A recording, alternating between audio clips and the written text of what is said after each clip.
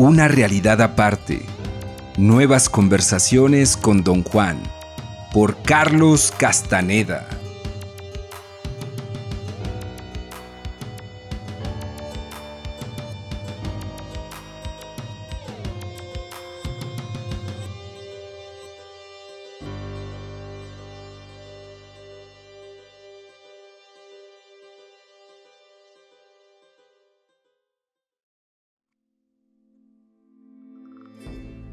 Don Juan me preguntó abruptamente si planeaba irme a casa durante el fin de semana.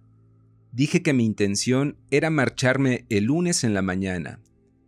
Estábamos sentados bajo su ramada a eso del mediodía del sábado 18 de enero de 1969, descansando tras una larga caminata en los cerros cercanos. Don Juan se levantó y entró en la casa. Unos momentos más tarde me llamó. Se hallaba sentado a la mitad de su cuarto y había puesto mi petate frente al suyo. Me hizo seña de tomar asiento y sin decir palabra desenvolvió la pipa, la sacó de su funda, llenó el cuenco con la mezcla para fumar y la encendió. Incluso llevó a su habitación una bandeja de barro llena de carbones pequeños. No preguntó si yo estaba dispuesto a fumar, simplemente me pasó la pipa y me dijo que chupara. No titubeé. Al parecer don Juan había evaluado correctamente mi estado de ánimo. Mi curiosidad avasalladora con respecto al guardián debe de haberle sido obvia. Sin necesidad de instancia alguna, fumé ávidamente todo el cuenco. Las reacciones que tuve fueron idénticas a las que había experimentado antes. También don Juan procedió en forma muy similar. Esta vez, sin embargo, en vez de ayudarme a hacerlo, se limitó a indicarme que apuntalara el brazo derecho sobre el petate y me acostara del lado izquierdo. Sugirió que cerrara el puño si eso mejoraba el apalancamiento. Cerré efectivamente el puño derecho, pues me resultaba más fácil que volver la palma contra el piso yaciendo con el peso sobre la mano. No tenía sueño. Sentí calor durante un rato. Luego perdí toda sensación. Don Juan se acostó de lado, encarándome. Su antebrazo izquierdo descansaba sobre el codo y apoyaba su cabeza como en un cojín. Reinaba una placidez perfecta, incluso en mi cuerpo, que para entonces carecía de sensaciones táctiles. Me sentía muy a gusto. «Es agradable», dije. Don Juan se levantó apresuradamente. «No vayas a empezar con tus carcajadas», dijo con acritud. «Toda la energía se te va a ir en hablar, y entonces el guardián te aplastará como quien apachurra un mosquito». Sin duda pensó que su símil era chistoso, pues empezó a reír, pero se detuvo de pronto. «No hables.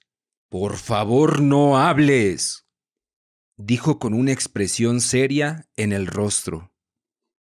«No iba a decir nada», dije, y en realidad no quería decir eso.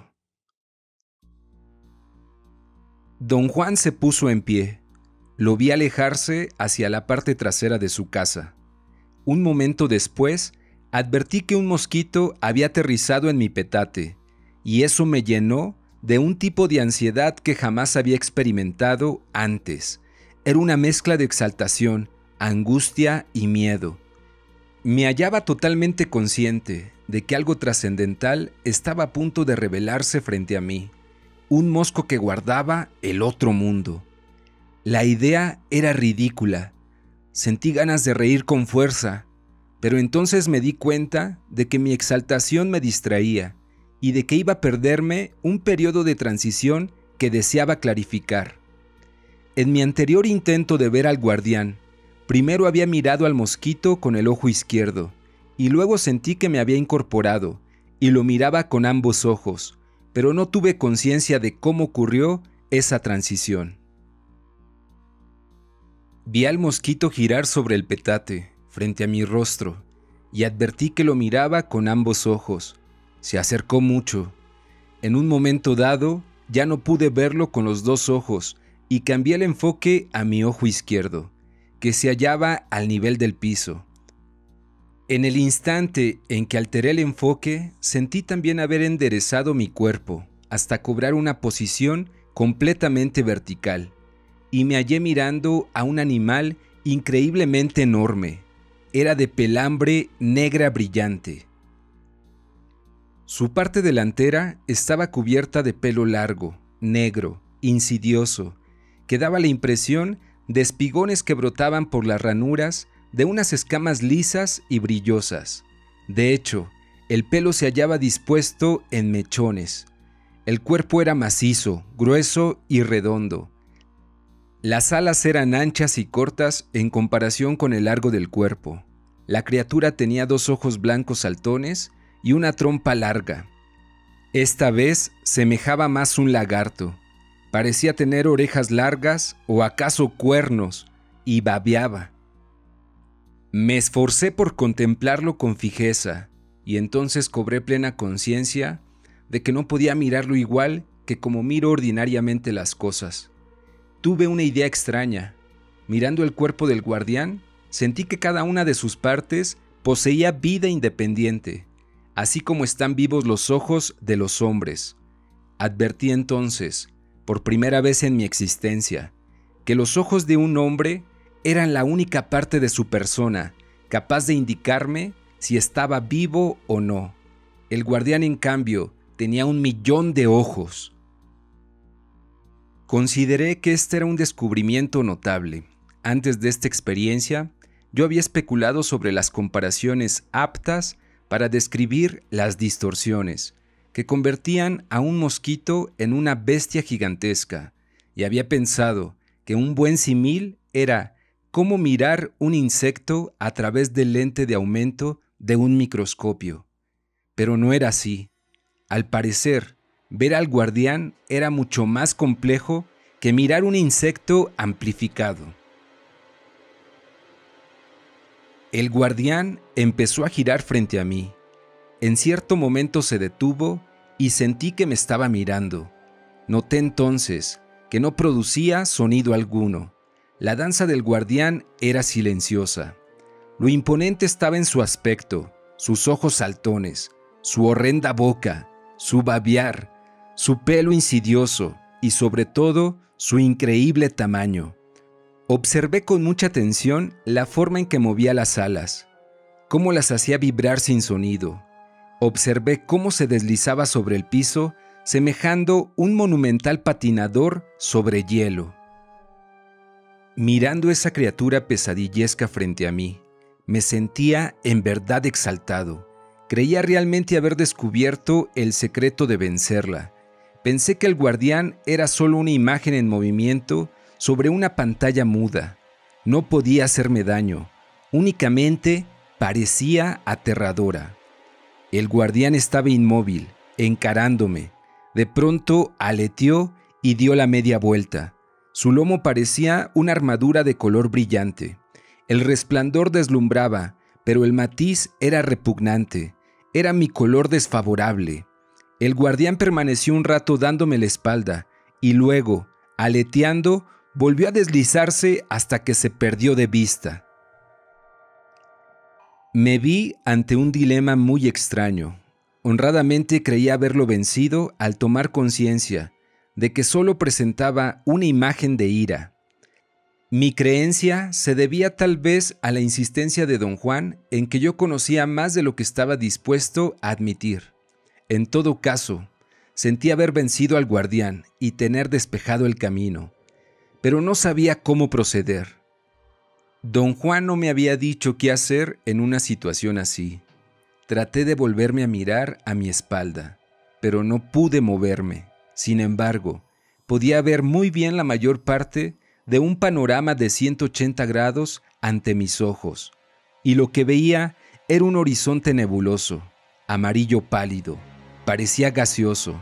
Una especie de tono limón cubría uniformemente todo cuanto me era posible observar. Al parecer me hallaba en una meseta llena de vapores sulfurosos. De improviso, el guardián volvió a aparecer en un punto del horizonte. Describió un amplio círculo antes de pararse frente a mí. Su hocico estaba muy abierto, como una enorme caverna. No tenía dientes. Vibró las alas un instante y luego me embistió. Se lanzó contra mí como un toro y sus alas gigantescas oscilaron buscando mis ojos. Grité de dolor y luego volé. O más bien sentí haberme disparado hacia arriba. Me remonté más allá del guardián, más allá de la meseta amarillenta, hasta otro mundo, el mundo de los hombres, y me encontré de pie a mitad del cuarto de Don Juan.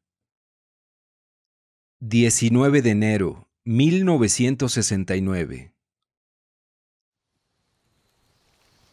Realmente pensé haber vencido al guardián, dije a Don Juan. Debes estar bromeando, dijo él. Don Juan no me había dicho una sola palabra desde el día anterior, y eso no me causaba molestia. Había estado inmerso en una especie de ensoñación, y nuevamente había sentido que de mirar con empeño sería capaz de ver, pero no vi nada diferente. El no hablar, sin embargo, me había hecho descansar muchísimo. Don Juan me pidió referir la secuencia de mi experiencia, y lo que le interesó particularmente fue el color que yo había visto en el lomo del guardián. Don Juan suspiró, al parecer realmente preocupado. Tuviste suerte de que el color estuviera en el lomo del guardián, dijo con rostro serio. Si hubiera estado en la parte delantera de su cuerpo, o peor todavía, en su cabeza, ahora estarías muerto. No debes tratar de ver al guardián nunca más. No es tu temperamento cruzar esa llanura. Sin embargo, yo estaba convencido de que podrías atravesarla. Pero ya no hablemos de eso. Este era solo uno de diversos caminos. Capté una pesadez fuera de lo común en el tono de Don Juan. ¿Qué me pasará si trato de ver nuevamente al guardián? El guardián te llevará, dijo él. Te cogerá con la boca y te llevará a esa llanura y te dejará allí para siempre. Es evidente que el guardián supo que no es tu temperamento y te advirtió que te fueras. ¿Cómo piensa usted que el guardián supo eso? Don Juan me dedicó una mirada larga y firme. Trató de decir algo, pero desistió como incapaz de hallar las palabras adecuadas. Siempre caigo en tus preguntas, dijo sonriendo. Cuando me preguntaste eso, no estabas pensando en realidad, ¿no? Protesté y volví a afirmar que me desconcertaba el conocimiento que el guardián tenía de mi temperamento. Don Juan tenía un brillo extraño en los ojos al decir: «Y tú que ni siquiera le mencionaste al guardián nada acerca de tu temperamento, ¿verdad?». Su tono era tan cómicamente serio que ambos reímos. Tras un rato, empero, don Juan dijo que el guardián, siendo el cuidador, el vigía de este mundo, conocía muchos secretos que un brujo tenía derecho a compartir. Esa es una manera en que un brujo llega a ver, dijo. Pero ese no será tu dominio, así que no tiene caso hablar de ello. ¿Fumar es el único modo de ver al guardián?, pregunté. No, también podrías verlo sin fumar. Hay montones de gente que pueden hacerlo. Yo prefiero el humo porque es más efectivo y menos peligroso para uno. Si tratas de ver al guardián sin ayuda del humo, lo más probable es que tardes en quitarle del paso. En tu caso, por ejemplo, es obvio que el guardián te estaba advirtiendo cuando te dio la espalda para que miraras tu color enemigo. Entonces se fue. Pero cuando volvió, tú seguías allí. Así que te embistió. Pero tú estabas preparado y saltaste. El humito te dio la protección que necesitabas. De haberte metido en ese mundo sin su asistencia, no habrías podido librarte de la garra del guardián. ¿Por qué no? Tus movimientos habrían sido demasiado lentos. Para sobrevivir en este mundo hay que ser veloz como el rayo. Cometí un error al salirme del cuarto, pero no quería que siguieras hablando. Eres un lengua larga y hablas aunque no quieras. De haber estado allí contigo, te habría subido la cabeza. Saltaste solo y eso fue todavía mejor, pero prefiero no correr esos riesgos. El guardián no es cosa de juego.